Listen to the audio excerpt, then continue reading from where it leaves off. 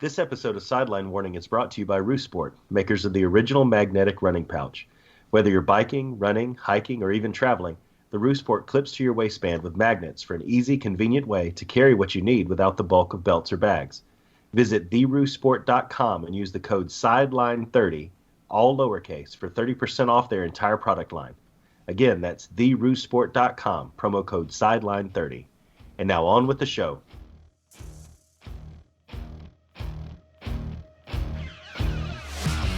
Ladies and gentlemen, this is Sideline Warning, the show where sports takes are sure to go way too far into the field. Here to recap this week's biggest and best sports stories are your hosts, Dave Adams, Ben Foster, and Adam Russell.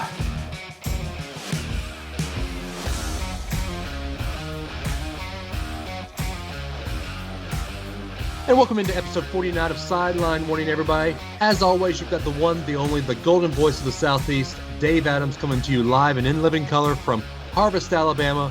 And we are coming to you a couple of days later just because we've got a basketball sighting. We will talk a little basketball after we talk the Game of the Century, Part 12, Part 2000, whatever it was. But as always, I have brought my friends along all the way back home from Baton Rouge, from Tuscaloosa after seeing the basketball game. Coming to you live from Birmingham, Ben Foster. What's going on in Hollywood? Hey, Dave. How's it Ben. going? It's going. Are you recovering from your jet setting? Because you've been to Red Stick, you've been to Tuscaloosa, you've worked in the meantime. I have. I've done all those things. It's been a full week. Are you recovered? Are you tired? Are you? I'm doing okay. I actually the fall back on the time change was really helpful. Couldn't have come at a better time. I'll tell you, with two kids, I don't get that extra hour of sleep, so I kind of am envious right now. So they woke up at your their kids normal stole time. the time change? They stole the time change for me. They woke up at what they thought was normal time.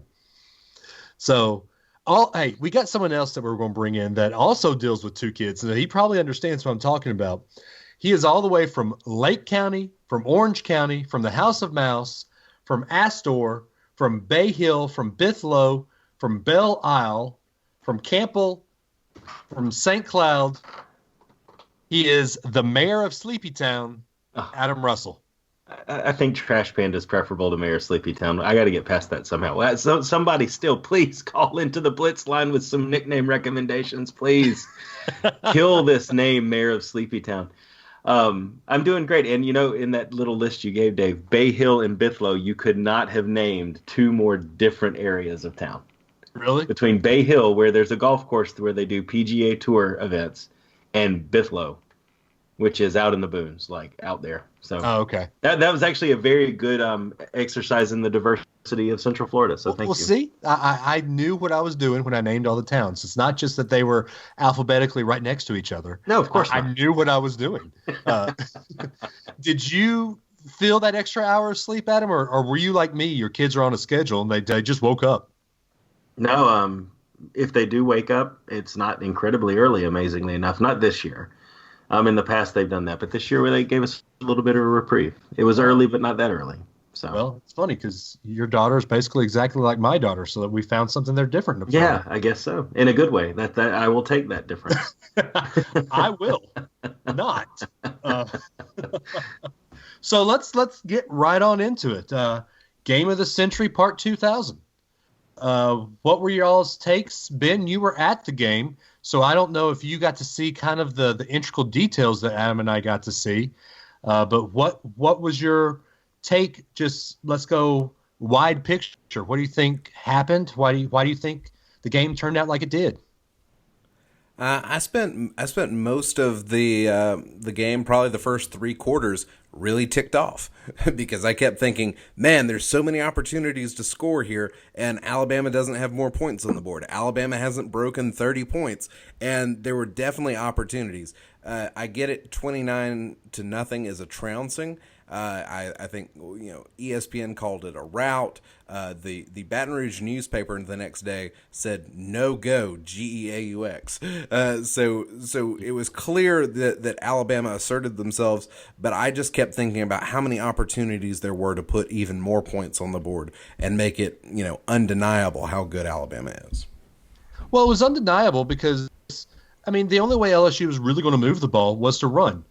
At halftime, maybe right before halftime, but LSU had minus 16 rush yards. The only thing they can do is Joe Burrow's had a little bit of passing lanes, but the Alabama defense showed up. And I want to take this time.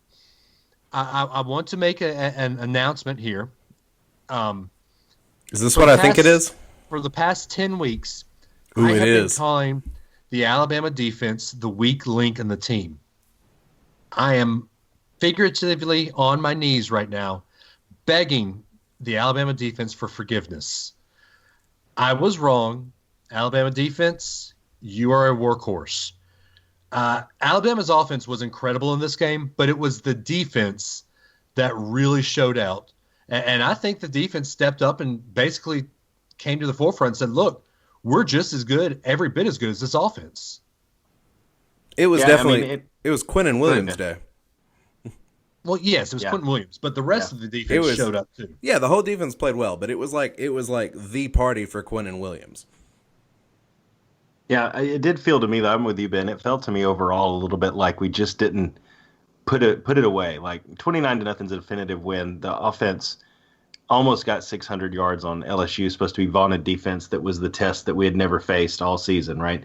And then we held them under 200, which is, like you said, our defense stepped up. But it just didn't feel like we ever really put them away. Like it was more of a cat playing with a mouse. Kept giving him a little bit of hope here and there, but never really breaking his neck until the very end when it was just time for it to be over anyway. So, I was sitting there the whole time seeing the opportunities on top of texting Dave about the deadgum holding that was going on the field. We will get into that. And that's just a whole other topic. But it felt like there were ways where this could have gotten really ugly. We just didn't make it happen like we had the rest of the season, but we still dominated. There was no doubt about that. Well, let's look at this. The first drive, Alabama doesn't score because there was a targeting call that was taken back that would have given Alabama first and goal on the 10-yard line. Then there was 3 false starts, one of which was a dead play that Tua got hit in the no-no region and had to go out. Is that the clinical term? Yes, that's the clinical term. But then there was another dead play where we tried to bring Tua back in, and they didn't allow that, which I think is a stupid rule. So if the targeting call hadn't gotten reversed, which there's no way in God's green earth that targeting call should have been reversed, this game could have started off very, very, very differently than it really did. Let's just get into that targeting call. How in the world did the SEC office pull that back? Grant Delpit definitely led with the crown of his helmet. He definitely went in and hit the guy, a defenseless receiver. And then they go and a lengthy review and targeting is called back. Now, I think I text to you, Adam, Tiger Stadium would have imploded and rioted if Delpit and White were both off the field at the same time. We wouldn't have gotten the game for the same reason. We wouldn't have gotten the game in. That would have been it. The game would have ended right there. There would have been too many people in the field. There wouldn't have been a way to get them off the field. It'd have been like a news clip from one of those Irish or South American soccer matches where everybody just starts breaking out into a fight in the stands and then spills out onto the field. Yeah, I think plain and simple, and I think it's one of the reasons we'll get into if you want to now or later, I don't care, but the penalties overall, taking that also into account, the SEC felt like they owed LSU one, and they gave it back to them. Yeah, well, let's get into it then. I mean, Adam, you and I text each other back and forth. We counted at least 10 holding calls that were not called. And I'm looking here. LSU, 3 penalties for 15 yards. Alabama, 6 penalties for 60 yards. James Carvell, shut the hell up. Because there is not an SEC – I am sorry. There is not an SEC conspiracy. And he showed his – Easy, Dave. All right, no, we're His no regions. no. He showed his ass. He showed his ass on game day when he gets up there and basically forces ESPN to even make an apology.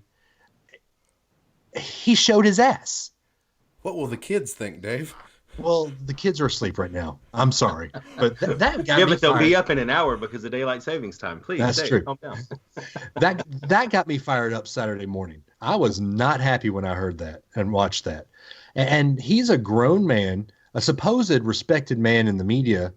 He should not be running his mouth off like that. That's what James Carville does. That's exactly what he does. That's what Carville does professionally. That's his job, is to run his mouth. Yeah, but it's not in the sports field. So you're saying stick to politics.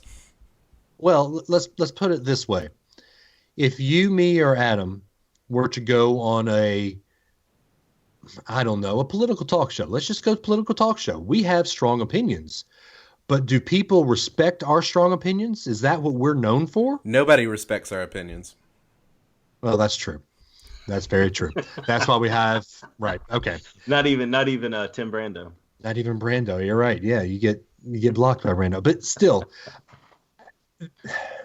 it just makes me mad that the SEC wants to pander to guys like James Carville and bow down to him and say, all right, fine, we'll just not call any holding calls on LSU. That's all that was. If those holding calls had been called where they were blatant, Alabama's jerseys were being pulled back. I sent you that one picture, Dave, and posted on Facebook. The guy had literally untucked the guy's shirt and had it up around his neck. He had a hold of him so hard. Yeah. And it was out in the open. It wasn't in the pile or something like that either. It was out by itself. And it was typically on pass plays. And I think that's the only reason they had as much production on that side of the offense as they did, is he had a little more time than he normally would because they were just letting him play. But it didn't matter. It didn't matter. And it still didn't matter. That's the amazing part of it, yeah. It didn't matter, but it kind of did, Ben, because if those holding calls had gotten called, Alabama would have gotten better field position, and there would have been more production on offense. We would have seen more scoring on offense. So technically it did matter.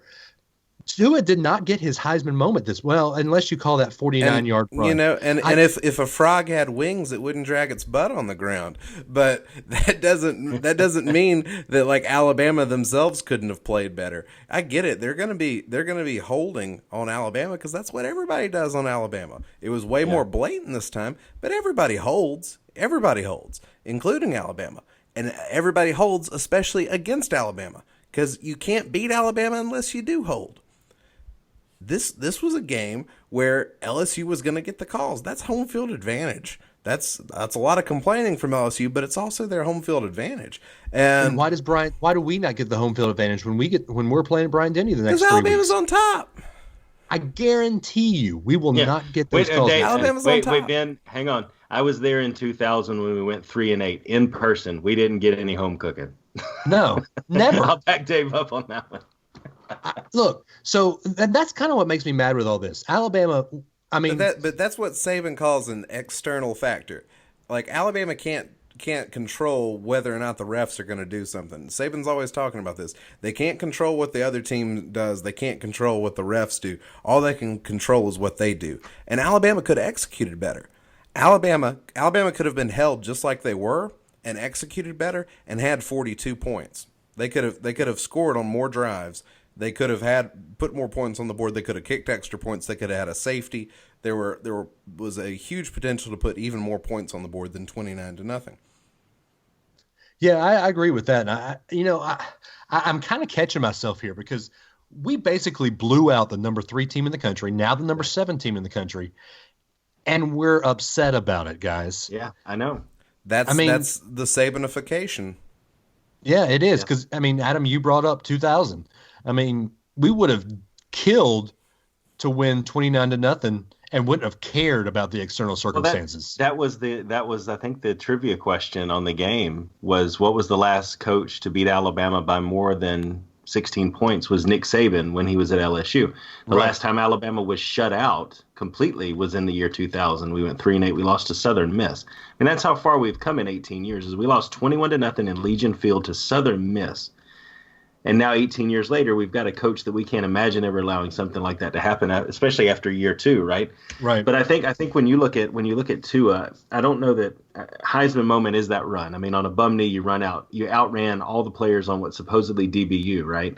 Right. They're supposed to have the best and brightest, and on a bum knee with an uncomfortable knee brace that's been bugging him every time he wears that bulky when it bothers him, right? I mean, he still threw for almost 300 and had that long run. I don't think he did any damage to his Heisman candidacy, but if we scored 55 on LSU and he threw for 400 yards, yeah, it would have padded his stats a little bit, but we still stood up to the test and passed it with flying colors. Yeah. The only damage that Tua did to his Heisman candidacy was letting Quinnen Williams gain ground on him. Look, Quinnen Williams, watch out. People wanted to give Heisman votes to Ed Oliver, the guy at Houston, the defensive lineman there. Ed Oliver's done. Quinnen Williams is the defensive lineman of the year, and he's going to get some votes for the Heisman. How about this, too? You know, every year going into the defense, we have known who the defensive line guy will be. You know, Jonathan Allen, we thought Raekwon Davis was going to be that this year. No one really expected Quentin Williams to be what he is at the beginning of the season. Quentin Williams just pretty much came out of nowhere. Yeah. And he's turned into basically the cog that makes the defense work. And he was in the backfield. I mean, they triple teamed the man. I watched it once. He was being held and still made it to Joe Burrows. How do you do that? I mean, it's almost impossible. It's the process, my man. It's the process. That's true. Let's talk about a process. Let's get into something that we hadn't really been able to harp on this year. It's Alabama's run game. The run game finally showed up this week. Damian Harris, he averaged 5.6 yards a carry, 107 for 19 carries. Najee Harris, 6 carries for 83 yards, 13.8 yards a carry. Where has this run game been all year? The offensive line had a fantastic day.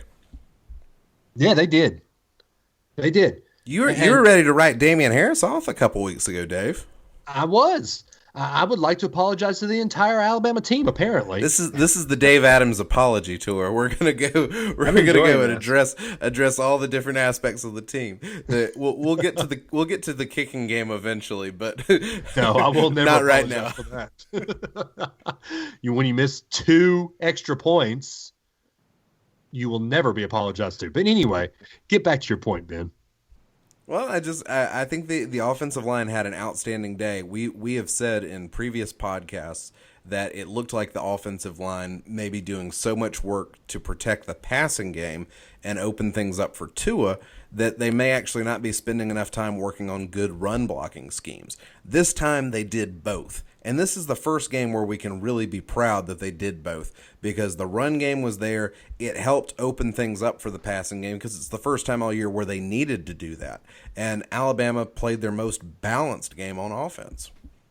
I think they played their most balanced game total. I mean, yeah. I was asking, what was it, a couple weeks ago, for the defense and offense to play and show us a complete game.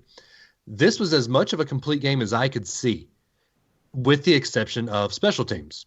Even Waddle looked horrible on special teams this week. Well, LSU has always figured out a way to be good on special teams, punting and all of that kind of stuff, trick plays and those kind of things. They didn't empty any trick plays because they were never in a good position where a trick play would have benefited them and justified the risk. But I think this really is, like you said, the most complete game, and it's something to be proud of. And it should also scare people.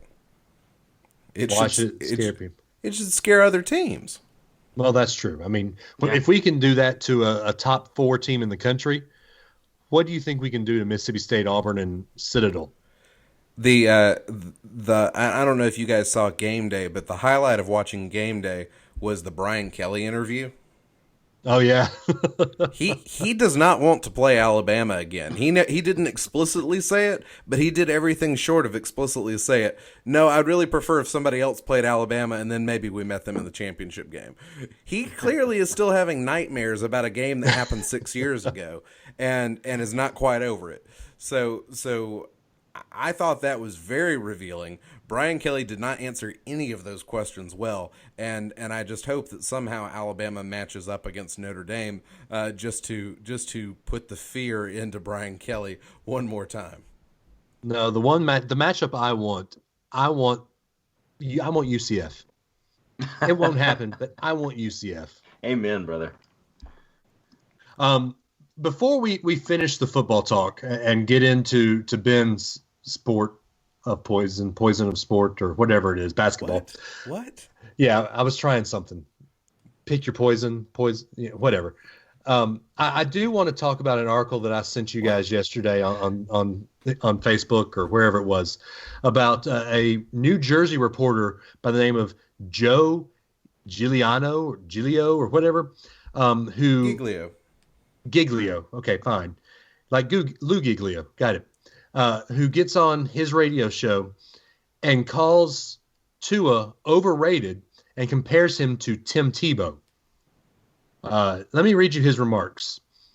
Yeah, I think this kid is a good college quarterback, but I think he is overrated. I think most of it is he has a ridiculous amount of talent around him. CBS put up the graphic that Nick Saban's Alabama teams have had a player drafted in the first round at every position except quarterback. The assumption in the conversation is that Tua would be the guy in a couple of years. I just started thinking about all the talent they have there, and they finally started throwing the ball and have a wide open offense. I think he's good. I think he gets a lot of help from a great team and athletes around him.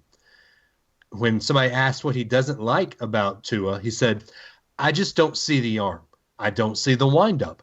He doesn't look like an NFL quarterback to me. He said, it wouldn't be surprised if he was a first-round pick. He's going to have an amazing college career. Tim Tebow was a first-round pick, and he's much better than Tebow, but Tebow was a first-round pick. Based on what I've seen, unless he improves a lot, I'd be surprised if he dominates on Sundays like he does on Saturdays. Thoughts? I think he's actually mostly right. Yeah, I don't know that I completely disagree with the overall sentiment about performance on Saturday translating directly to performance on Sunday. Mechanics of throwing and things like that with Tebow, I think he's way off. Yeah, he doesn't look anything like Tebow. Tebow was never able to put a ball on a dime like I've seen Tua do, like he did in the Tennessee game when he's laying on his back foot and hits Jalen Waddle in stride. Yeah. And Tebow has that quasi sidearm. He couldn't never get his arm in the right position. I mean, his best move was the jump pass from the 2. Right. I mean, he was really kind of a glorified game manager / fullback, right? Right. I think that's off the mark. I do think that Tua's probably going to have to work on some stuff to perform on Sunday at speed, but it's because he's a sophomore. Right, exactly. But think about, for this guy to say, I don't see the arm, he just hasn't watched any video. The arm is there. Tua can throw the ball 100 yards if he wants to. The arm strength is there. It's one of the strongest arms I can remember seeing. He's missing a big part there. That comment makes me giggly. Oh wow. Oh wow. But to say that Tua is a guaranteed NFL guy, I think he's right to say that he's probably not, because just if you look at guys that are drafted as quarterbacks in the first round, it's still a roll of the dice. It's still, it's still a crapshoot. You look at these guys and the guys that are picked. Think about how many guys the Browns have picked that have been quarterbacks that haven't worked out. Some of that's the Browns. Some of that's the Browns because the Browns are terrible. But some of that is just these guys not being that great of quarterbacks. A lot of, probably half of the quarterbacks that are drafted in the first round don't actually wind up panning out. Yeah. Yep. If you were just curious, if you were going to pick an NFL quarterback to compare Tua to, who would you go with? Drew Brees. Hands down, Drew Brees. Drew Brees is mobile, though? Yeah. He moved around in the pocket when he was younger. No, I'm talking about like break a 40-yard run for a touchdown against LSU type mobile. He did when he was at Purdue. Yeah, but in the NFL, though. I don't think he's ever been called to do that, but I think he could have back when he was. So does Tua need to fill a role of like a Cam Newton-style quarterback in the NFL, or can he become more of a pocket passer like Drew Brees and be successful? Yeah, he could. I mean, he is a pocket passer. He can stand there like a statue. He's running a lot. I mean, he has, when he gets chased, he can throw on the run. I think that he is going to be the new age of quarterback. I mean, he's basically Russell Wilson, with a better Yeah, arm. that's a good one. There you go. Okay, I can get He's- behind that one. He's Russell Wilson with a better arm. Yeah. Everybody's compared his mechanics to Drew Brees. And all Drew Brees is the most prolific passer in NFL history. And a good comparison with Drew Brees is also that Drew Brees is undersized. Right. Yeah. To a short by NFL standards. So I think that's fair. To me, I think the upside of Tua is probably a Drew Brees scenario. I think the downside of Tua in an NFL situation is more like a Tony Romo. No, Romo had no wheels. He was a statue. Yeah, Romo could kind of scramble around a little bit. Let's refer to the Cowboys fan in the podcast and ask what his thoughts are on Tony Romo. We don't speak of him. Sorry, who are you talking about? Go ahead, Ben. Sorry. Well, no, I just think if you want to have some comparisons, if you're talking about quarterbacks being undersized, having like a pretty good arm, but then maybe things still not working out, that's a Tony Romo situation. So I think your upside is somewhere like Drew Brees, your downside is somewhere like Tony Romo. I think Tua has some improvisational skills that are kind of reminiscent of Aaron Rodgers. I don't think he's going to be an Aaron Rodgers though. So I think your upside is Brees, your downside is Romo.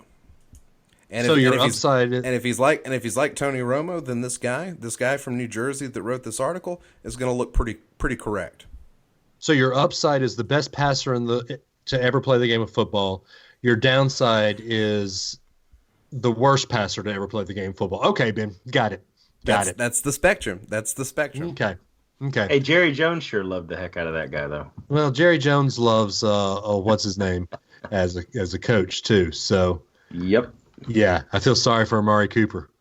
How about them Titans? So Ben, let's transition into your sport here. Yes. Go ahead. Alabama basketball. Unbuckled. Dave's unbuckled. Ow. Dave has a 20-point. Come on. Dave has failed to actually watch an entire game. I watched the whole game last night. I did. So Alabama took on Southern, which is Avery Johnson's alma mater, a school where Avery Johnson set several NCAA records that still stand today. And Bama won 82-62. The game was not perfect. There were 20 turnovers, I believe. That's not good. That's less than ideal. But Alabama won by 20. They pretty much had control the entire game. Southern hung with them for the first couple minutes, and then pretty much it seemed like Alabama was gonna win. And Alabama controlled the whole time. Dante Hall had a great night. He had 20 points, and John Petty was 5 of 8 from 3-pointer. So he had finished the night with 17 points. Then you also had Galen Smith getting into double digits. So Bama relied pretty heavily on the bigs, and it seemed to pay off in this matchup against Southern. So here's what I'm looking at. I'm looking at the box score on ESPN. I am just shocked at 67.9% free throw. The only reason it's that low is Dante Hall's not a free throw shooter, really. He's got one of the funkiest free throws I've ever seen. And he was 50%, which for a big, that's pretty good. Galen Smith was 4 for 6. Keon Lewis was 1 for 1. Herb Jones was 4 for 4. Daniel Giddens 2 for 4. I mean, he's a big. We understand that. Tevin Mack 3 for 3. AJ, come on, man, 50%, 1 for 2. But Alabama teams in the past have not been good at free throws. I can definitely tell that something that Avery's worked on in the offseason has been their free throw shooting. Yeah, it was nice to see this team do better at free throws. Obviously, you'd like for it to be even a little bit better than 68%. But that, and this was actually something that Avery and Chris Stewart were talking about after the game, was that 68%, while that leaves a lot of room for improvement, that's also a free throw percentage that Avery Johnson would have been really happy with in the past couple of seasons.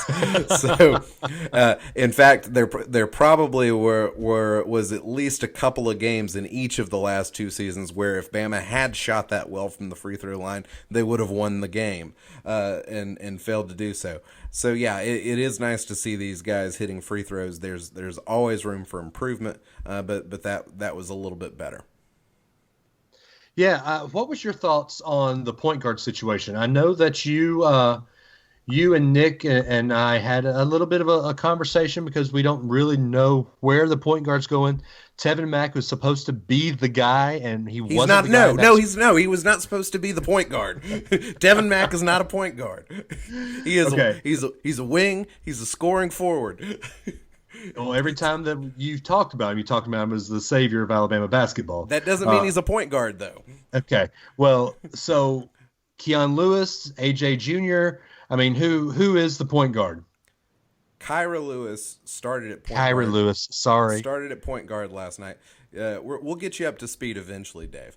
Kyra Lewis started at point guard last night because Dazon Ingram was in a boot. Dazon's got a sprained ankle, so he is resting that.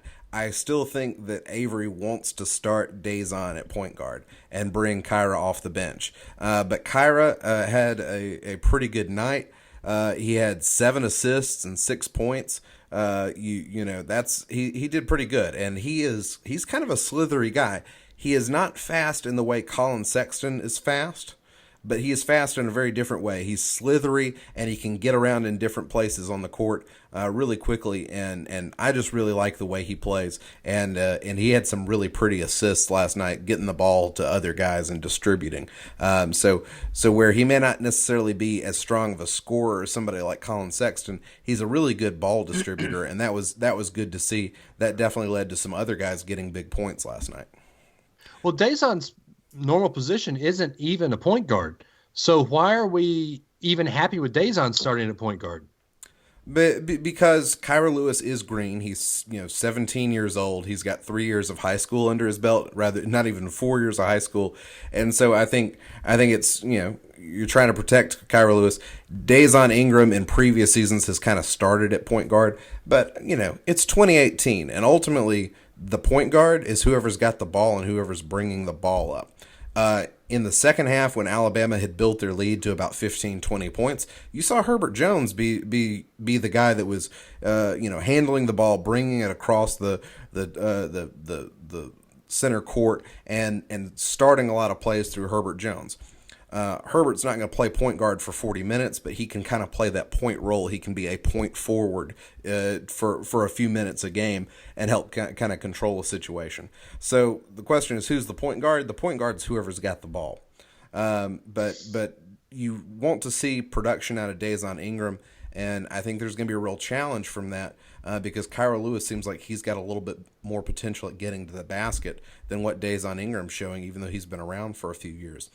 So Kyra Lewis may shift back to the bench once Dazon's healthy, but I think you're going to see Kyra Lewis make a real challenge to be the starting point guard, maybe by late December, maybe around SEC play. So is that a good thing to have the lineup kind of shifting like that when SEC play starts? Or is it a kind of a good thing to play with the lineup now and have Lewis maybe be the guy and Dazon be the sixth man coming off the bench? Because last year, if I remember correctly, the bench was where Alabama kind of struggled.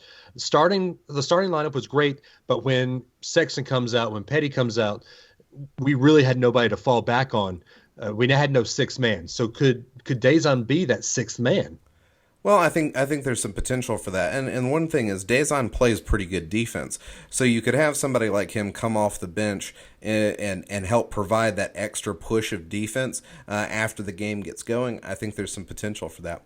One of the biggest challenges last year was Avery Johnson just really didn't set a rotation. And even in the middle of the season, he was still trying to find a good rotation for the team and then ultimately never really had one.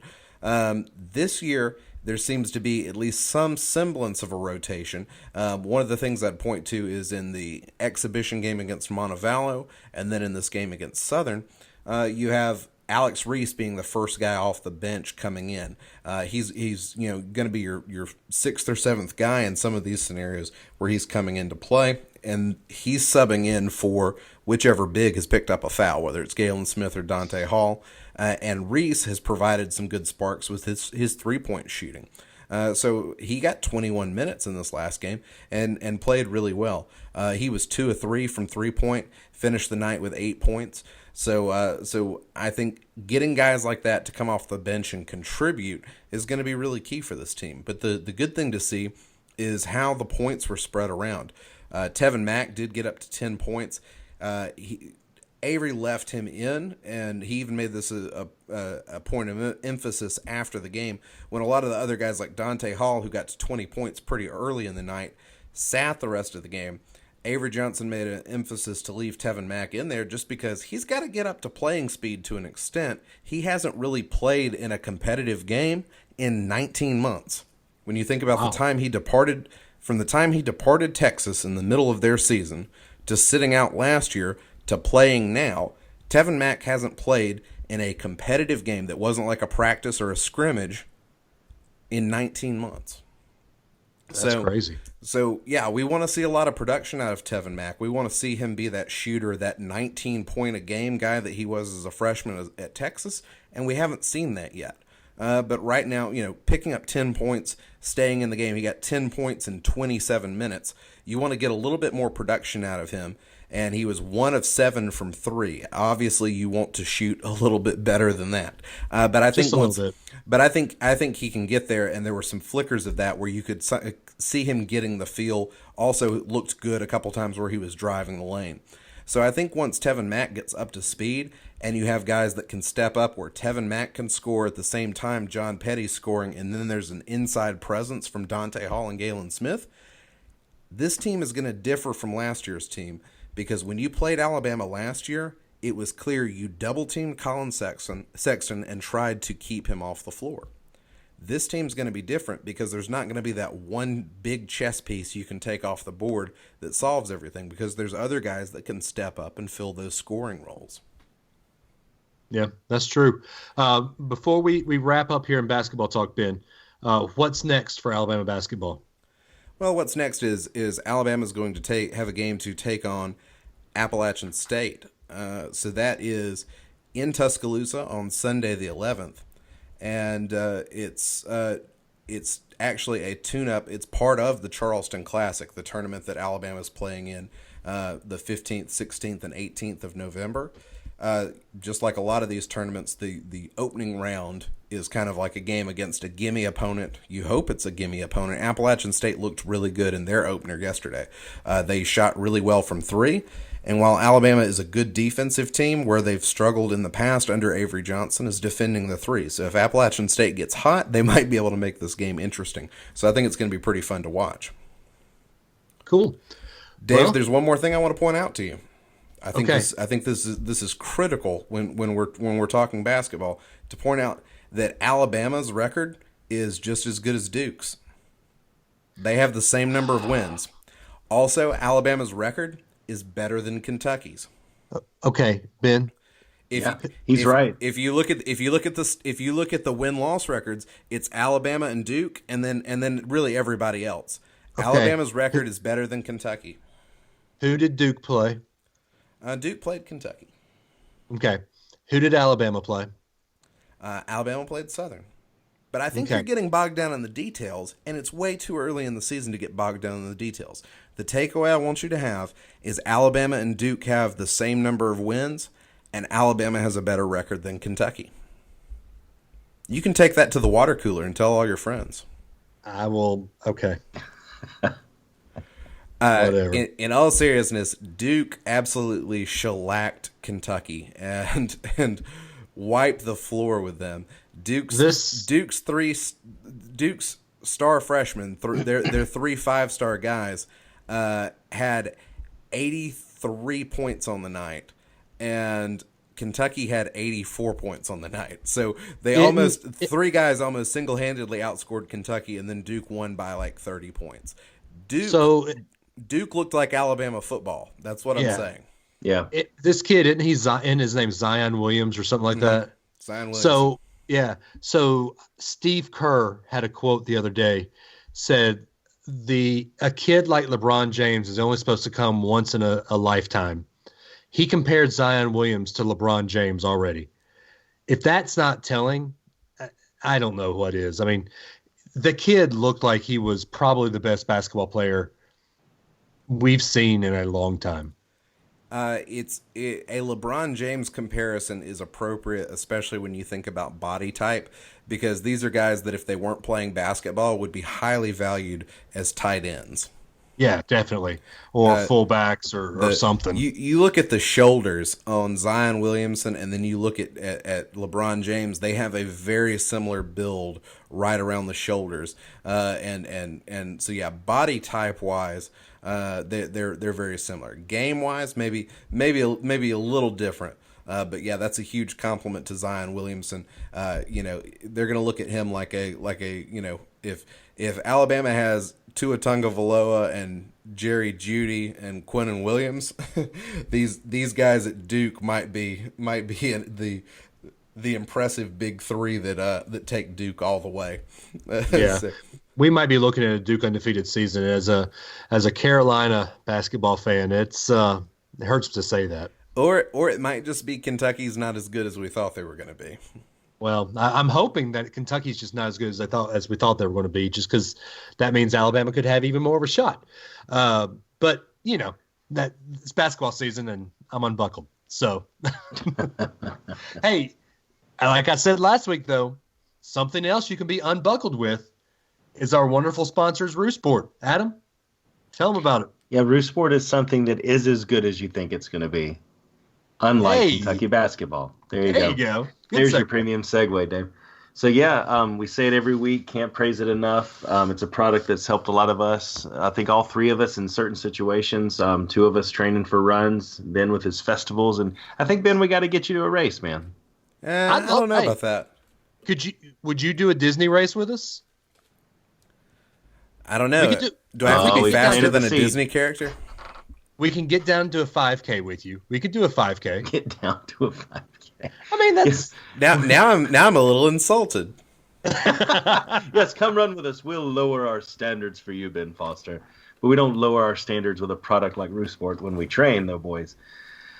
But anyway, so we got to get you. Now that you have a Roosport, we'll get you down here, Ben. We'll all do a race together. We'll have fun. But I think we say it every week again.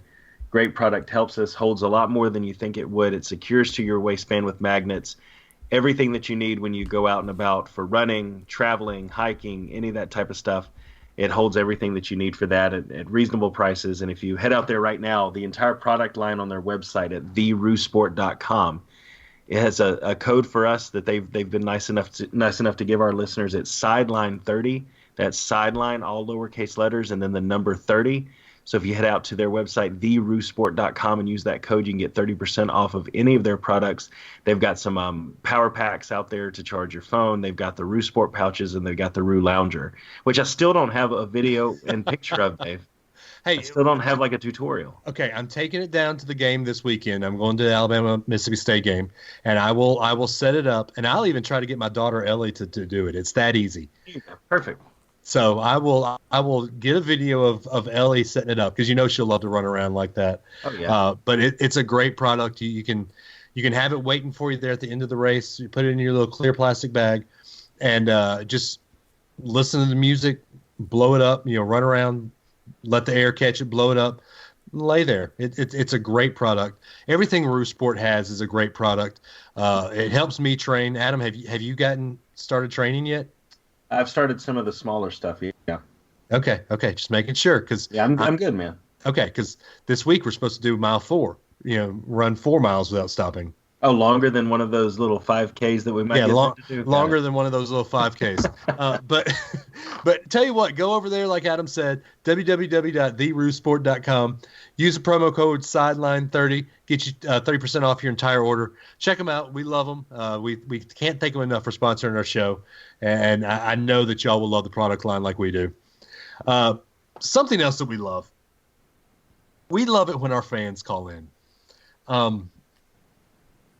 Brian Key, buddy, you give me a hard time for bringing up Star Wars and everything that I have said. Adam, just play the call. Just play the call. What up, guys? This is Brian Key here. I just wanted to comment real quick about what I said last week on the show during the voicemail. Adam, I was actually referring to when you were talking about Dave and Ben apparently loving the Tennessee fans, and you had mentioned something about dogs and cats living together in mass hysteria, which is a line from the original Ghostbusters movie. So I don't know if I was giving you a little bit too much credit for pop culture, or I don't know, you did it subconsciously. And Dave, what did I tell you about getting with me about Star Wars references? Yeah, I know you said you were trying to explain yourself, but come on, dude. Seriously, it was like watching you shoot yourself in the foot over and over and over again. I mean, it was literally like watching a dumpster fire. It was actually kind of funny. Hey, who are you talking to? Who are you talking to over there? Is this the Sideline Warning guys? Hey, this is the city of Cleveland. Yeah, I want to talk to Benjamin Foster. Hey, Ben. Oh man, Ben, you were so right. Oh my God, it's bad up here. It's so bad. I mean, they fired Coach Lou. The Cavs can't win a game. Not even with Colin Sexton and the Browns. They fired Coach Jackson and the offensive coordinator. They can't win with the greatest rookie quarterback ever and Baker Mayfield. And I mean, thank God we still got Terry Francona. But oh my God, Ben, we're a dumpster fire. It's a literal dumpster fire in Cleveland. I can't believe I'm saying. I gotta go. I gotta go. I gotta go. Yeah. So I probably should go check up on my neighbor. Yeah. Hey, I'm buckled up. Roll Tide, guys. Oh my God, even the Buckeyes are a dumpster fire. At least they finally can admit it. That's great. Oh, Brian, how did you get the city of Cleveland to come back on and talk? We're recording now. That's twice. It's those nosy neighbors. See? Yeah. The nosy neighbors just like to butt in. Well, I want to first say that you didn't give me too much credit, and I didn't do it subconsciously. I didn't remember that I was saying it. I am the gatekeeper, the keymaster, whatever Ghostbusters reference you want. I've got it ready for you, man. And I just didn't remember I had said that. So thank you for reminding me. But Dave, your Star Wars stuff, man. Look, okay, that Star Wars, it fell flat on its face. But, I mean, come on. You have to admit, I did make the good reference. I made the good try. Okay, Brian. Brian. I'll give you the good try. I made the good effort, the good try. Come on, Brian. You made a great call. The city of Cleveland, thank you for finally admitting. But you've dogged on Adam. You've dogged on me. Brian, there's only one person on this show that you haven't dogged on. Where's the love for Ben Foster? Why is he getting all this love and not getting dogged on? His neighbors have hated on me though. Yeah. The entire city of Cleveland has given me grief. Well, now they agree with you. They know they're dumpster fires. Now they've come to the realization. See that sometimes that's what you have to do. You just have to speak the truth. And then the city of Cleveland will come around. And they're finally seeing that because the Cleveland Cavaliers are in horrible shape. I'm excited. Colin Sexton finally got his first career start, led the team in points. So that was pretty cool. But they still lost because Cleveland's a dumpster fire. So I hope Colin gets out of there somehow. He won't. I mean, he's stuck there for the rest of his life now. He's probably stuck there for a few years. Also, I love the city of Cleveland's entire accent because it sounds like the city of Cleveland grew up in Brooklyn. Oh, BK, we appreciate you, man. Yeah. All right, so now let's get into our new segment where we brought it in last week. Kyle Gilbert, Kyle's Key Stat of the Week. Hey guys, this is Kyle Gilbert calling from Frisco, Texas with your Key Stat of the Week. We're not going to talk about Alabama's domination over the LSU Tigers, and we're not going to talk about Alabama's matchup between the number 1 ranked Crimson Tide and Mississippi State. We're going to talk about Alabama's little brother. No, not that Cal College. The other little brother, the UAB Blazers. The numbers I want to talk about are 6, 7, and 8. For the first time in school history, UAB is 6-0 in conference play and 1 conference win away from winning their division and and securing a place in the conference championship game. 7. The UAB Blazers are on a 7-game win streak for the first time in school history. 8. The UAB Blazers have won 8 games this year, matching their season high record 8 from last year. Incredible considering that just 2 years ago, this is a team that did not even exist. They've come back, and they've come back strong, and finally given the people in Birmingham more college football to be excited about than just the possibility of seeing Auburn play in their bowl game. And that's all I've got this week. Roll Tide. Yeah, that's something that doesn't get enough talk. UAB is 8-1 this year. I'm impressed. I mean, why are they not getting the love that USF, all these other teams are getting? Where are they when it comes to top 25 voting, top 50 voting even? Why are they not getting the same love that UCF is getting? Well, there's a couple of things. One, they have a loss, and they didn't go undefeated last year and beat Auburn. Those things didn't happen. So UCF's going to get a little bit more love. Also, there is a perception, however fair or unfair, that the American Athletic Conference, where UCF plays, is a little bit of a better conference than Conference USA, where UAB is at. I can see that, but let's start using the conferences, these out of the power conferences. Let's start using these mid majors to promote people. Bring UCF into the SEC, and then UAB can take UCF's spot. And if they do a good job, they can come along too. Let's start using this as like a promotional thing. This is kind of like minor leagues, right? No, let's so promote UCF. UCF. This is like pro rel in the English Premier League of soccer. You know, right. I love it. I have no idea what you just said, but I love it. It's soccer. It's pro rel is promotion relegation. They do this in the English soccer leagues. They do it with all the European soccer leagues. If you don't do well, the bottom of the barrel teams get demoted, and then the teams that win the lower league get moved up. So you're like your Manchester Uniteds, like your Manchester Uniteds, your Chelseas, those big teams that always do well. It's pretty rare for a team like that to get relegated. But some of these other smaller teams, they move up and down from different leagues. Yeah, I love it. Let's adopt that then. Let's get it rolling. Heck, even bring UCF into the ACC. SEC. I want them in the middle of the SEC, getting the crap kicked out of them every week, mercilessly, except for Arkansas.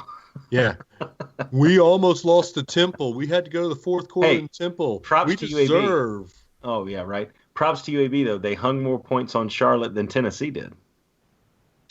So and not only did they do that, they did it with their backup quarterback. Yeah, even better. And they're doing it at the old gray lady. Come on, that's a dumpster fire. I can't wait till Birmingham gets the dome. All right, so there was our blitz call. There was our Kyle's Key Stat of the Week.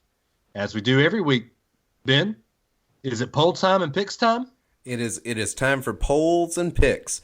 So polls and picks. So guys, the top 4 is out. It is Alabama number 1, Clemson number 2, Notre Dame number 3, and the somewhat surprising Michigan at number 4. Do you guys agree with the back end of the top 4? Oklahoma and Georgia are your first 2 out. If you were going to change it up, how would you change up your top 4? I would. The top 2 would be the same. I would have Michigan and Notre Dame flipped. Even though Notre Dame beat Michigan, I think the back end of Michigan's schedule has proven that Michigan is a better team than Notre Dame now. I would say Alabama 1, obviously. I would have Notre Dame at 2. I would have where did they go? I had notes. Hang on. I would have Alabama 1, Notre Dame 2, Michigan 3, Oklahoma 4, and Clemson 5. Because Clemson ain't played nobody. Yep. But Clemson put 77 on a Louisville team that Alabama beat earlier in the year. Don't care.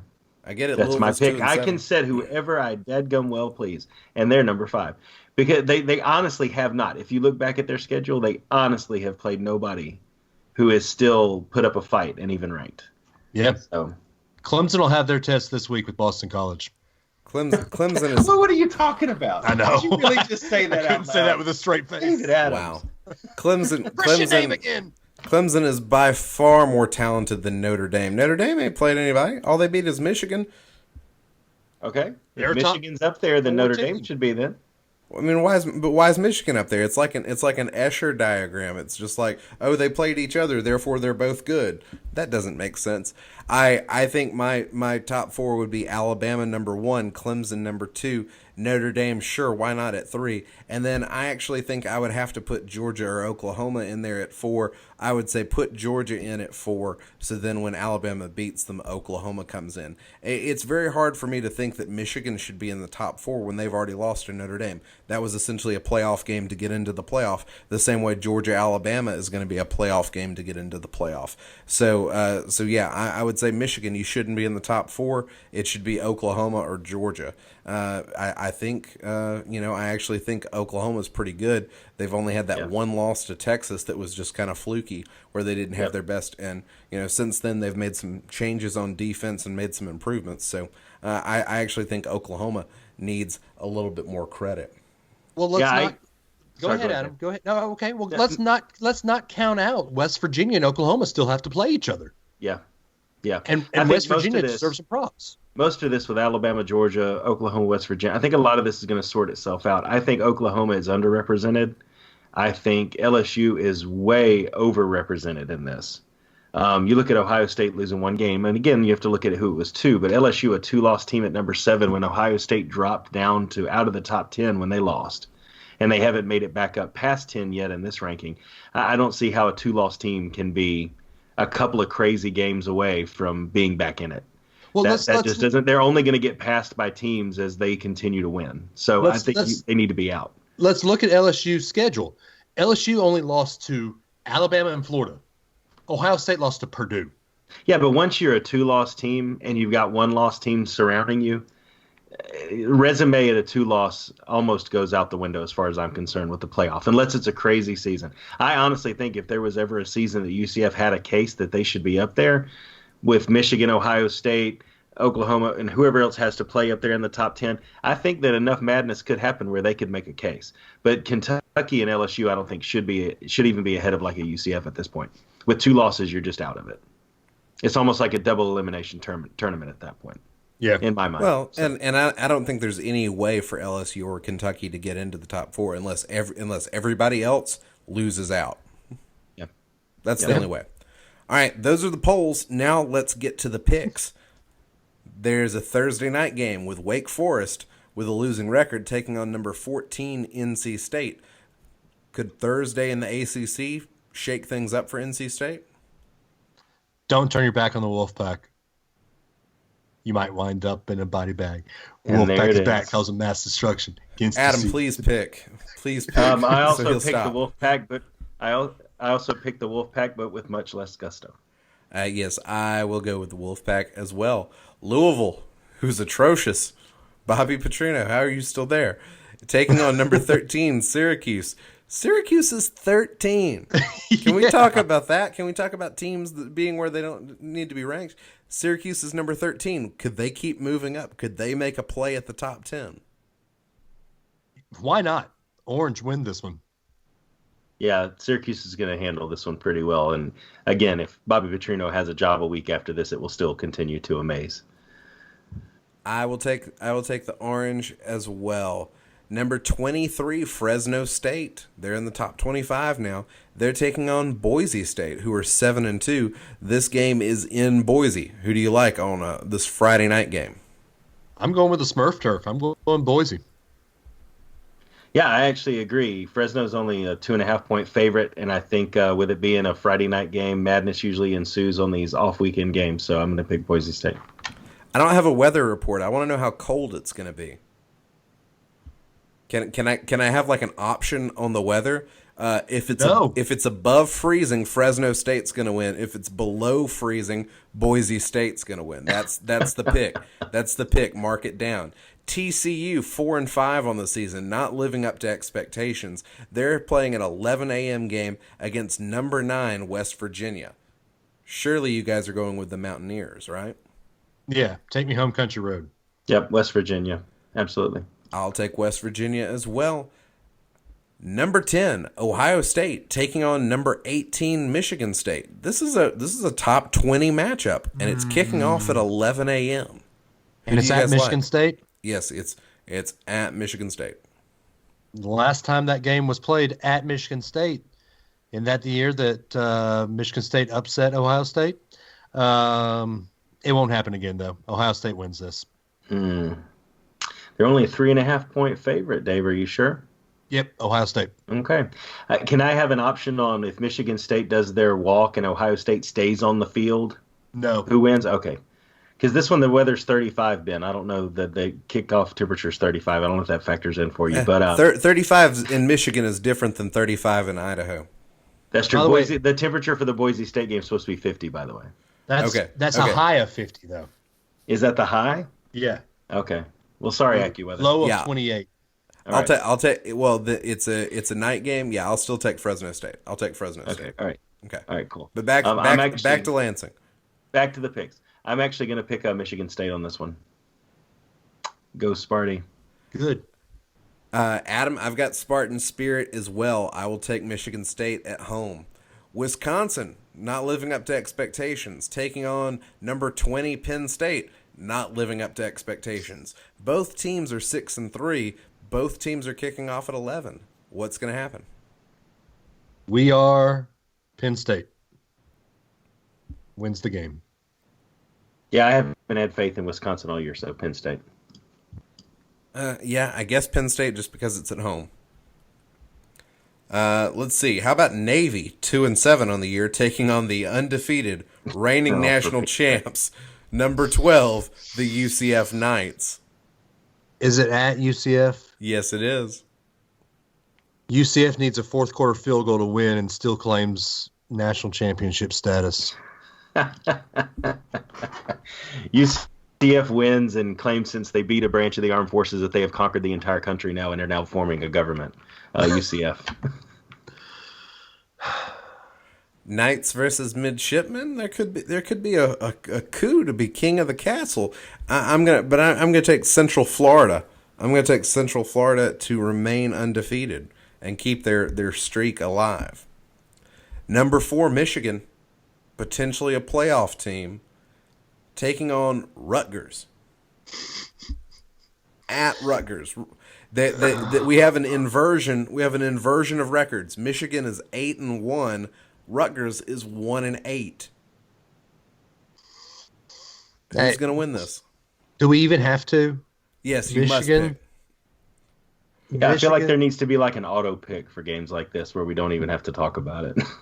No. Michigan. Michigan. We will never miss a point to talk about how terrible Rutgers is. I will take Michigan as well. All right, the Pac-12's only hope, the long shot, number 8, Washington State, Gardner Minshew and company, on the road at Colorado. Colorado started the season really strong, but now they're 5-4. Yeah. Does Washington State keep it going? Yeah, they do. Gardner Minshew is come on strong under Mike Leach. I got Washington State winning this one. Yeah, Wazoo all the way. Wazoo struggled with Cal. It's hard. I think they could really struggle here, but just like they did with Cal, they eked it out, and that's what they're going to do against Colorado. I'll say go Cougs. All right. In games we shouldn't care about, but we're picking anyway, Baylor taking on number 22, Iowa State. Both teams have 5 wins on the season. Iowa State's ranked. Yes, and only have 5 wins. They're 5-3, with one of those wins being the key win over West Virginia. That's that makes them the best 5-3 team. Just for fun, I'll take Baylor. Oh, wow. Yeah, I honestly don't care. I'm Iowa State. I'm going to go with them just to differ from Dave and try to create some separation here. I am going to go with Iowa State as well. I'm not happy to be agreeing with Adam on so many things. Neither am I, trust me. Why is this happening so early? This is Bedlam. Oklahoma State versus Oklahoma. This game's in Norman. Oklahoma, number 6 in the land, trying to justify getting into the playoffs. Oklahoma and Oklahoma State, neither team has defense. We could see 150 points scored here. Oklahoma will win just because they'll have the ball last. Nice. Oklahoma is actually a 20-point favorite, so the final score will be 100-80. Oklahoma. I'm going to pick the Sooners too. Yeah, I think that 20-point spread is pretty good. I like Oklahoma to win by 2 or 3 scores. Northwestern taking on number 21 Iowa. Iowa.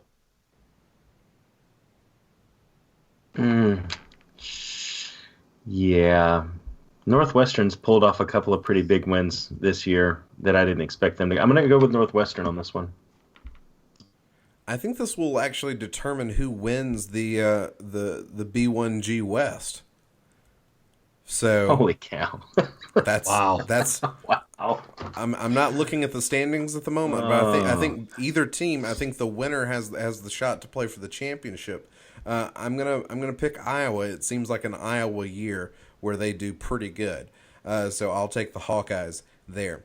All right, down to Texas. Number 19 Longhorns taking on the Texas Tech Red Raiders. Who do you guys like in this game? I got Texas. Texas Tech is a good team, but Texas is better. Yeah, I agree. Tom Herman and the team pulled together a win with this one. I will say hook 'em as well. Florida State, 4-5. They're going to have trouble being bowl eligible. Taking on number 3 Notre Dame, definitely bowl eligible, trying to be playoff eligible. What's going to happen in this matchup between the Seminoles and the Fighting Irish? Is this at Notre Dame or at Tallahassee? It is at Notre Dame. Okay. Every year, Notre Dame finds a way to fall in a game they're not supposed to. But Florida State is coached by Willie Taggart, and it will not be this game. Notre Dame wins. I refuse to pick a team that has a red backpack on the sidelines for a defensive trophy. So, Notre Dame. I think the Fighting Irish stay undefeated here unless Willie Taggart really wants that signature win. All right, number 2 Clemson on the road at number 17 Boston College. Boston College is 7-2, but Clemson is a 20-point favorite. This is a lot closer to that 20 points, but I've got Clemson winning it. I just can't do it. I can't pull that trigger. Clemson finds a way to survive their toughest test of the year against Boston College. So I got Clemson too. The Tigers are going to trounce the Golden Eagles. All right, let's get to some SEC games. The 11 a.m. Let's get to those 11 a.m. kickoffs. Vandy taking on Mizzou. We've got an inverted record here. Vandy's 4-5. Mizzou is 5-4.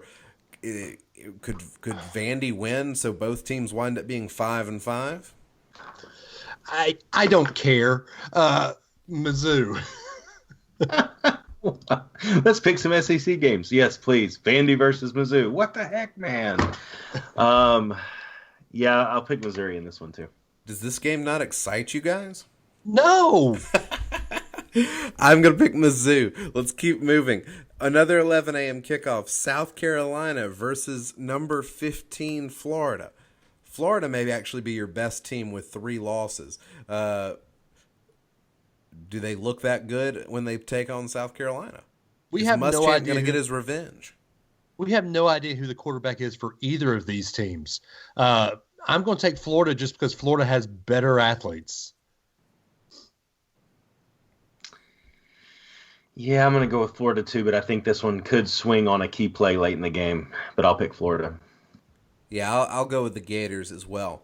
How about Ole Miss and Texas A&M? Both teams are 5-4. The winner will be bowl eligible unless the winner is Ole Miss because, well, Ole Miss. I'm actually going to go on a limb and say Ole Miss wins this. Wow. I think that the loss at Auburn probably is going to debilitate a little bit of Texas A&M, and Ole Miss has a good offense. Teamu, and I mean, he is probably the second best quarterback in the SEC right now. So I'm going to go with Ole Miss winning this one in an upset. Yeah, I think in the Matt Luke versus Jimbo Fisher war, if I look at the two of them, I would hope that Jimbo has his team better prepared. I know Tamu's gonna be explosive against them, but I think Texas A&M finds a way to win. Yeah, I'm going to go with the Aggies here on this one. I just think A&M's the all-around better team. They shouldn't have lost to Auburn, and I think they're going to be able to handle Ole Miss. All right, number 11, Kentucky, 7-2 on the season, travels to Knoxville to take on the Tennessee Volunteers. It's been a long time since Kentucky has beat Tennessee in Tennessee, and yeah, that ends this week. Kentucky wins. Yeah, I agree. You only score 14 on Charlotte. You don't come bounce back and play well against Kentucky with the year they're having. So I got the. All right, we've got a 6:30 kickoff with number 7 LSU taking on. Oh. What was your pick? Oh, yeah, you didn't say your pick. I ought to pick something. I zoned out. I forgot all about Kentucky and Tennessee. I'll go with the Wildcats. Everyone forgets about Tennessee. So, yeah, how about that? I was like, yeah, okay, I'm moving on. All right, 6:30 kickoff. Number 7, LSU taking on Arkansas. In Arkansas. We've got inverted records. LSU 7-2. Arkansas is 2-7. I love how you're trying to set it up that way. Yeah, no. Arkansas is going to get trounced. Yeah, LSU is gonna win, and Coach will say, "Hold that tiger." So yeah. Yeah, I think LSU bounces back with a big win over Arkansas. They are going to want to punch somebody, so I think Arkansas is going to be the unfortunate punching bag. 2 games left to pick. Number 24 Auburn versus number 5 Georgia. One of the few ranked matchups of the week. What's going to happen in this game in Athens? Auburn is ranked by default. Georgia's going to run all over them. Georgia will kill. Yeah. I have almost – this is one of my most confident picks because I just don't think Auburn's got it this year. So, Georgia, for sure. I don't know. What if Gus is getting control of the team? What if this last win against A&M was a spark for Stidham? And what if your aunt had male parts? She'd be your uncle. What? Georgia's going to win. All strange metaphors aside, Georgia's going to win this game. I don't know what Dave's talking about, but I do know this. Georgia is a more complete team than Auburn, and Georgia is fighting to get into the playoff. They are not going to pick up their second loss until they play Alabama, so I'm going to take the Dogs. Speaking of Bulldogs, there's 1 game left to pick, and that's number 16 Mississippi State traveling to T-Town to take on the Tide. Who do you guys like? I need wins and I need scores. It has been 4,063 days as of today, and 4 head coaches since Mississippi State has beat Alabama. We can go ahead and add 360-something days to that because there's no way Alabama is going to lose to Mississippi State. I'm going to say 54-3. Ooh. 54-3. That's a fancy score. I like that. Yeah, I mean, the picks, obviously, Alabama. I think our defense found their rhythm with LSU. I think they'll continue to do it here. I would say 49-10. And I'd say more points, but I think we're going to sit to it early again in this one like we had in the previous games. Why I can't play Jalen? Jalen's still give hurt. Baby Barker some reps. You've been begging for that all year. I would love to see Baby Barker Let's on do the it then. Let's do it then. I like where you guys' heads are at. Adam, on these picks, what is the differential if we all come out the same? The differential goes to points, is that right? Yes. So it would be whoever winds up being the closest to the actual score? The closest average, yes, on both scores, all scores together. So That's what I thought. I like your 49-10 prediction, and I'm gonna kind of like do like a Price is Right $1 Bob type scenario. But I can't pick 1 point for this game. I'm gonna take Alabama to win 48-10 over Mississippi State, Nice. and just edge you out. I'm striking a Heisman pose as you get my stiff arm as I go past you in the picks this week. That's what's I love it. that's what's happening. So there it is. We're all picking the Tide. So speaking of that, would you guys like to hear the stats? Yeah, we do need to hear the stats because I don't think there's a way Ben can catch up. Oh, Well, there's not plenty this of time week. to catch up. There's plenty of time to catch up, but not this week with what we just picked. So Ben has 143, correct? Dave has 149, and I have 152. So the gap between me and Ben is 9. So Yeah. Wow. it's going to take a couple of weeks. But there's some discrepancies this week, guys. This could be interesting to see what happens. There's still time, and the bowl picks are going to factor into this as well. Oh, of Yeah. course. Of course. And we're And not then- going and to then do we're- confidence. No, just straight picks. And we're talking about, just so all the listeners know too, some kind of trophy presentation that we have to figure out when all this is said and done. So And it'll be Adam, exciting to see that happen. I think even though you're going to be up here before bowl season's over, we need to figure out a way where we can all three be in the same room to do the trophy presentation. So when your family comes up here, we need to find a time when we can all Yeah. three get together We'll figure and we it out. could do the trophy presentation then. The gap will be so wide by then that mathematically we can probably go ahead and hand it out to whoever Yeah. might end up in first place. You'll probably be able to give the trophy to me at that point in time because I will have come back and my master prognostication will have been right. Yeah, that's what I meant. Sure, that's what I was talking about. Okay, just making sure. Just making sure. All right, so those are our picks, and now it's time for Ben to roll out with his sideline warning. My sideline warning is very simple this week, and it just simply refers back to what we discussed earlier in our basketball conversation. We talked about Kyra Lewis getting the start over Dazon Ingram because he's injured. Dazon, we wish you a full, speedy recovery. But also, when you come back, we hope you're ready to be the sixth man because Kyra Lewis needs to start, and Kyra Lewis needs to start now. Even if this team is 100% healthy, Kyra Lewis is the guy to control the ball, to get assists, to make plays. He's the guy that needs to be starting. We need Dazon coming off the bench and playing great defense, and I hate to do that to a guy that's got a lot of seniority and a guy that's contributed a lot to the team, but it is time for Avery to make a bold move and stick with Kyra Lewis and have him as the starting point guard. No more being nice to guys with seniority. We're going to put the best 5 guys on the court to start the game, and Kyra Lewis should be one of them. So there's the sideline warning. Also, I'm going to have a second sideline warning because I can. We're not yet to the baseball winter meetings, but already Scott Boras is doing his garbage again where he oversells these players and pushes them to absurd contracts that ultimately make fans hate the player that gets the contract and does damage to the teams that wind up with the players. In this case, Scott Boras is saying that Bryce Harper is a generational player and that Boras is only going to consider historical offers for Bryce Harper. I get it, Bryce Harper's really good, but nothing in the last season has suggested that he is a historical player and is going to continue to be a really great player. These ideas of 10-year, $300 million contracts, record-breaking contracts, are absolutely absurd, and Scott Boras continues to be one of the biggest problems in baseball. If you're a general manager, don't listen to his garbage, don't believe the hype, give Bryce Harper a good contract, but don't give him whatever Scott Boras wants. There we go. Double sideline warning. I'm done. I like it. I'm going to go next, even though I normally go last. Adam's got one that we're going to end the show on. I've got 2 as well, Ben. I thought I was going to be groundbreaking, but I've got 2 as well. One is kind of lighthearted, and one I'm going to dig into somebody.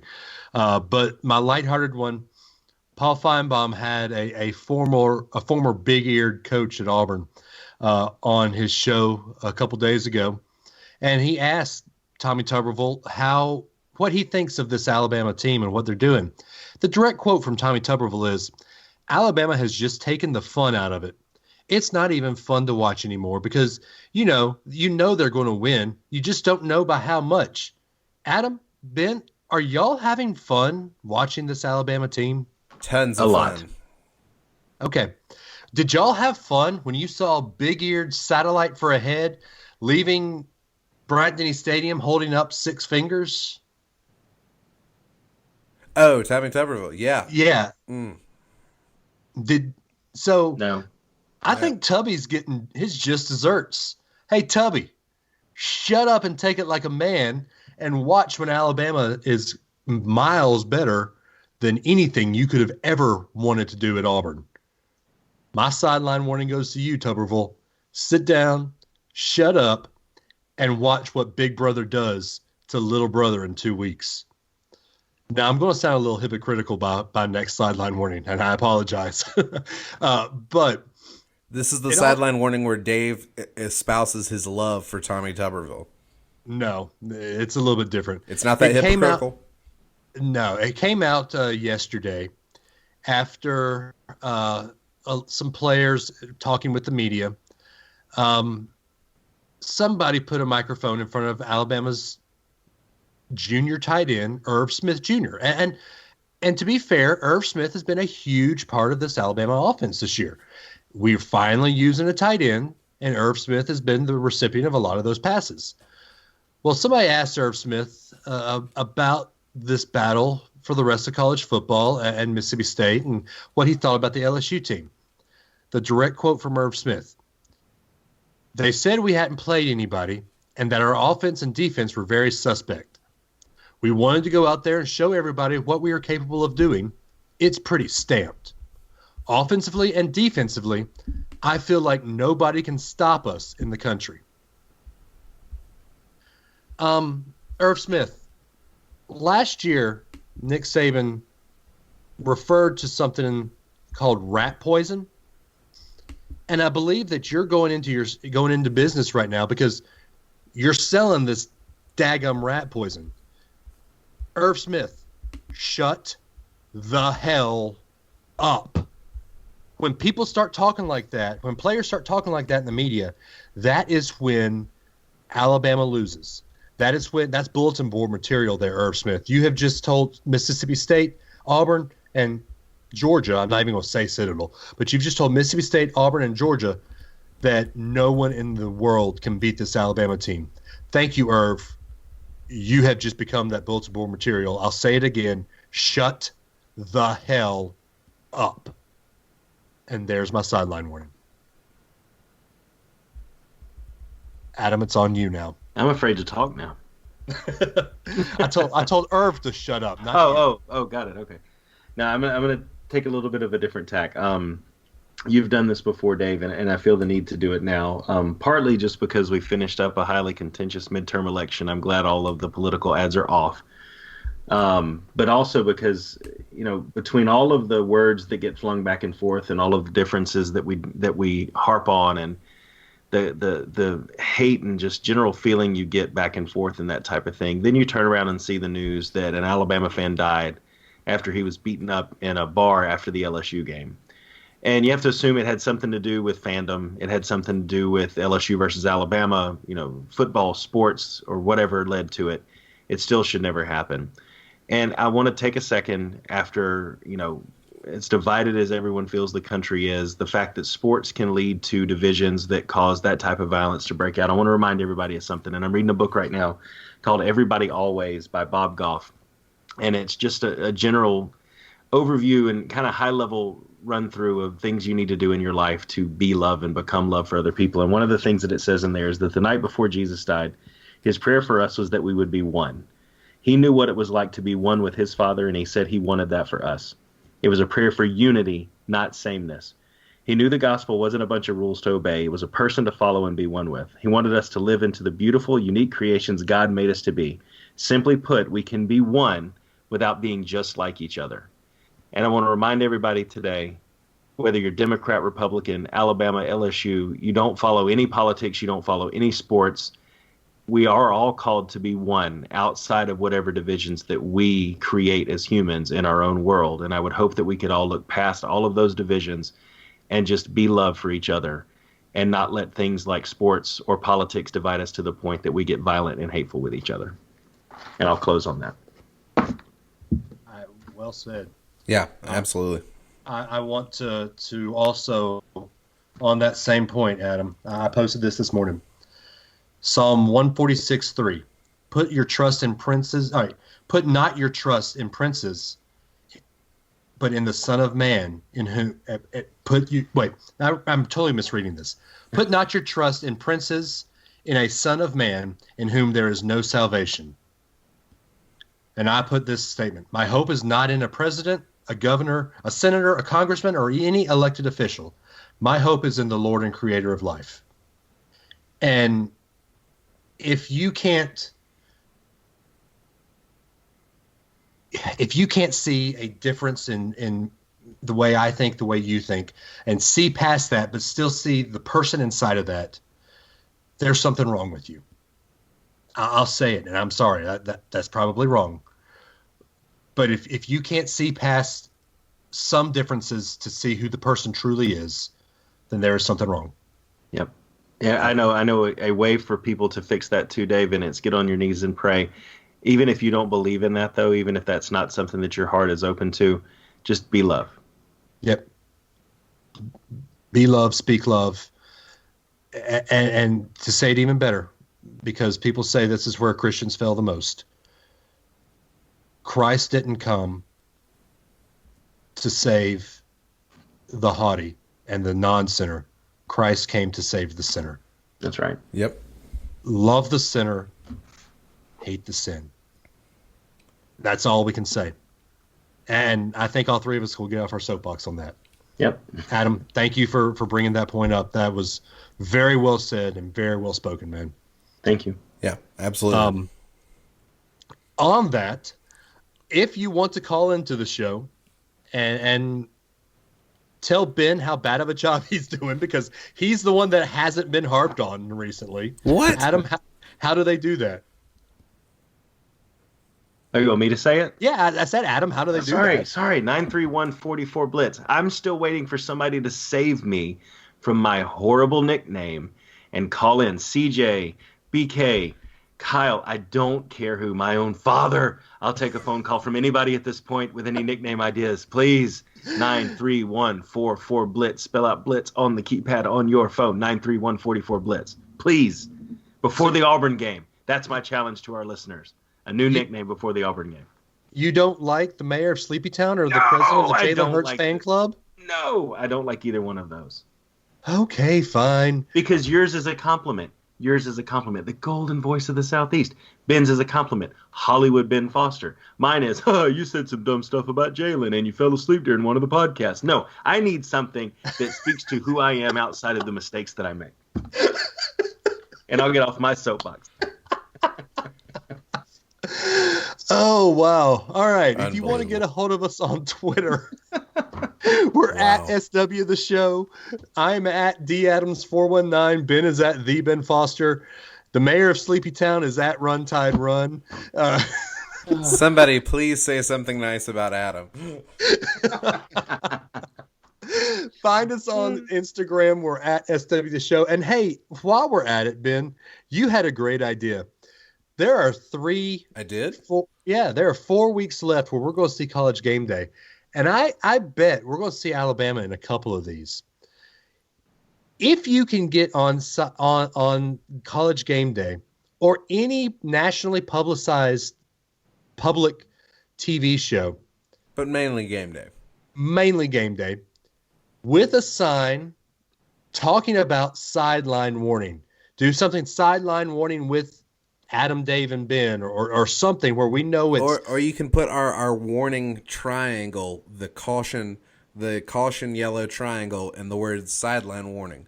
That'll be great. So, or sideline warning is my favorite podcast. Yeah, just so we don't think that you're talking about the foul sideline warning. But if we see somebody, one of our fans on College Game Day, we'll come up with something for you. We'll get you something. We'll get you on the show. We'll do something for you. It'll come out of one of our pockets. I'll come out of my pocket. I don't care. We'll say something. We'll get you something. If you do this, we will take money out of Dave's pockets. Hey, wait a second. It doesn't get any plainer than that, folks. It is time to get your sideline warning signs ready and show the love on College game day. If Washington State can get a flag on there, surely you can get a sign on there telling them about your favorite podcast. So get your sideline warning signs ready. There's going to be some Alabama game days, but there's going to be some other game days. Saturdays are nice days to drive. The leaves are changing. If something's a little further away, just drive there. Just go. Get your sideline warning sign on game day, and we will take money out of Dave's pockets and give it to you. The leaves don't change here, but I understand your sentiment, Ben. I tell you what, I'll sign up if game day comes to UCF. Sorry, I can't even say it out loud. No. We'll even settle for the SEC Network show. It doesn't have to be game day. It can be the SEC Network one. Yeah, the SEC Network show will probably be in Tuscaloosa for the Iron Bowl if game day's not there. You'd think. Let's be honest. Game day will be at the Ohio State Michigan game that week. But all right, guys, we say it every week, and we truly do mean it. We love you. We'll see you next week. Go teach the Bulldogs to behave and roll tide.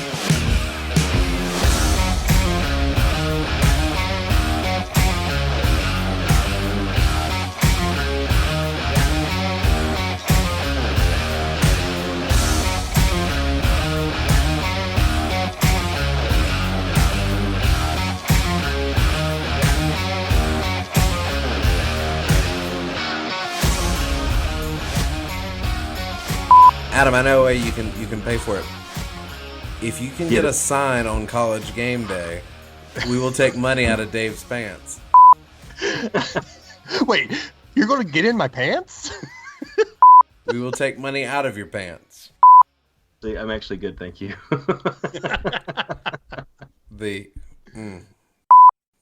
It's the pleats. The pleats. The pleats. The pants have. It's the pleats that are they're making it look like Dave has lots of money. Here's your outtake.